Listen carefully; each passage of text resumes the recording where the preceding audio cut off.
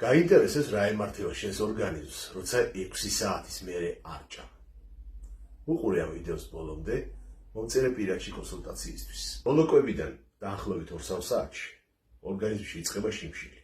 შიმშილის შეგრძნებას განაპირობებს ჰორმონი გრელინი. ეს არის სიგნალი ტვინისთვის, რომ კუჭი ცარიელია და მისი შევსებაა საჭირო. თუ თქვენ საჭმელს არ შეჭამთ, იმიტომ რომ გახდომა გინდათ, იმიტომ რომ ერიდებით ვიღაცის შენიშვნას ღამე ჭამს დაკავშირებით. ასე დროს საქმეში ჩაერთვება მეორე ჰორმონი, სახელწოდებით კორტიზოლი. ეს არის სტრესის ჰორმონი. შედეგად დაიწყება ის პროცესი, რომელიც ჩვენმა ევოლუციამ მოგვიტანა მილიონობით წლის განმავლობაში. ამ პროცესს ქვია გადარჩენის ინსტინქტი. ანუ ორგანიზმი ჩათვლის, რომ თქვენ საჭმელი ვერ მოიპოვეთ და იმისთვის, რომ ნაკლები ენერგია დახარჯოს, შეანელებს ნივთიერებათა ცვლას. დაუხარჯავი ენერგია სხვაგან არ საწავათ თუ არა ცხიმში.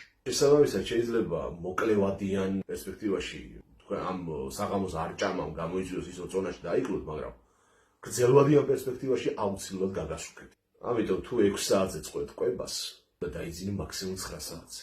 თუ ეს არ შეგიძლია, მაშინ მოეშვი საკუთარი თავის წამებას და ჭამე საჭმელი, დღეც და ღამეც. აძინებამდე 3 საათით ადრე უნდა დაასრულო კვება. პერსონალური მენიუს შესადგენად და დამატებითი ინფორმაციებისთვის. მომწერე, მოდი, ვილაპარაკოთ.